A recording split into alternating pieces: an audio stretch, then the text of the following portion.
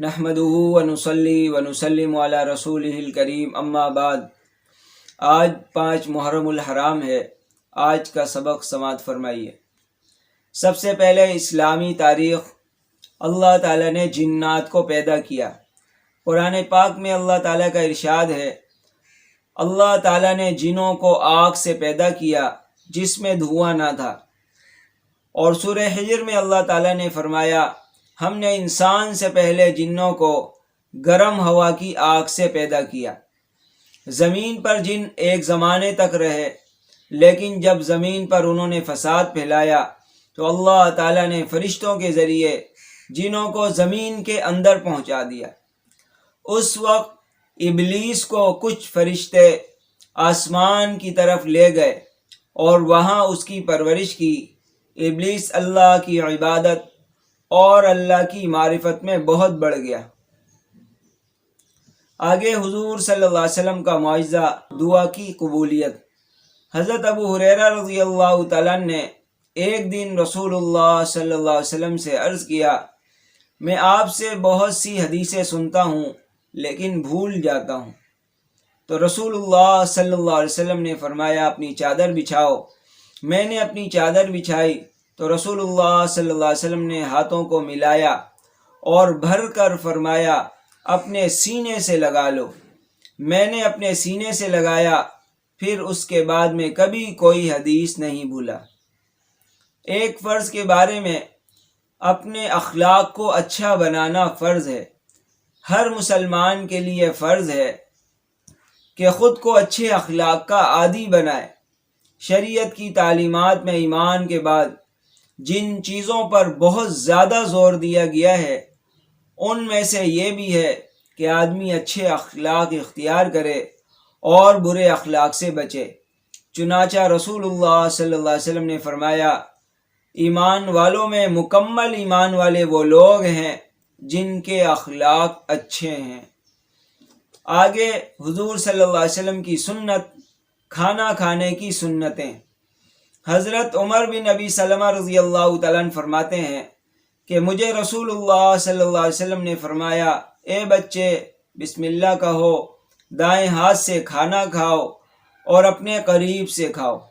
خلاصہ، اس حدیث سے کھانے کی 3 سنتیں معلوم ہوئی: بسم اللہ پڑھنا، دائیں ہاتھ سے کھانا اور اپنے آگے سے کھانا۔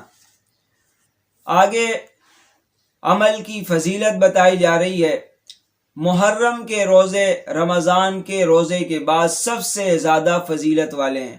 نبی کریم صلی اللہ علیہ وسلم نے فرمایا، ماہ رمضان کے بعد سب سے افضل محرم کے مہینے کا روزہ ہے۔ لہذا پورے محرم الحرام میں اللہ تعالیٰ جتنی طاقت دے اتنے زیادہ روزے رکھنے کا اہتمام کیا جائے۔ ایک گناہ کے بارے میں دوسروں کی باتیں چھپ کر سننا۔ رسول اللہ صلی اللہ علیہ وسلم نے فرمایا، جس نے دوسروں کی کوئی ایسی بات چھپ کر سنی جس کو وہ اس سے چھپانا چاہتے تھے، تو قیامت کے دن ایسے شخص کے کان میں سیسا پگھلا کر ڈالا جائے گا۔ دنیا کے بارے میں دنیا کو اہم سمجھنے کا نقصان۔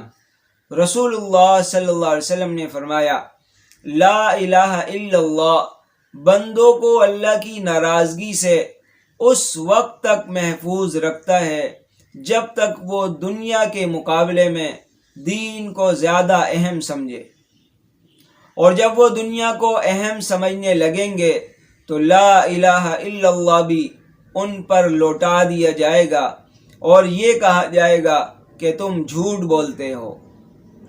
آخرت کے بارے میں زمین کا زبردست زلزلہ۔ قرآن پاک میں اللہ تعالیٰ کا ارشاد ہے، جب قیامت کے دن زمین زبردست طریقے سے ہلا دی جائے گی اور وہ اپنے اندر کی چیزوں کو نکال پھینکے گی تو انسان اس حالت کو دیکھ کر کہے گا کہ زمین کو کیا ہوا؟ اس دن زمین وہ تمام چیزیں بتا دے گی جو اس پر کی گئی ہوں گی کہ فلاں شخص نے مجھ پر یہ اچھا یا برا عمل کیا تھا، اور یہ سب اللہ تعالیٰ کے حکم سے ہوگا۔ قرآن اور طب نبوی سے علاج۔ کھجور کے پتوں کی راکھ سے زخم کا علاج۔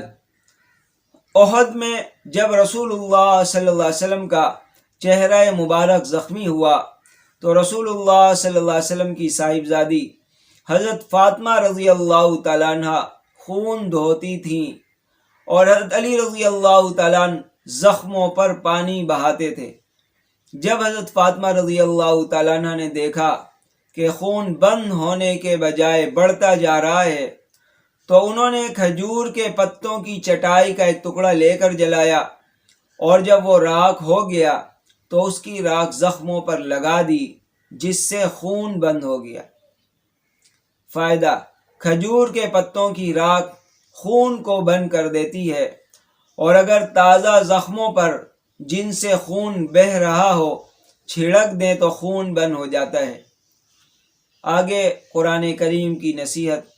قرآن پاک میں اللہ تعالیٰ فرماتے ہیں، بلا شبہ جو شخص اللہ تعالیٰ کے ڈر سے گناہوں کو چھوڑ دیتا ہے اور مصیبتوں پر صبر کرتا ہے تو اللہ تعالیٰ ایسے نیک کام کرنے والوں کو اچھا بدلہ ضرور دیتے ہیں۔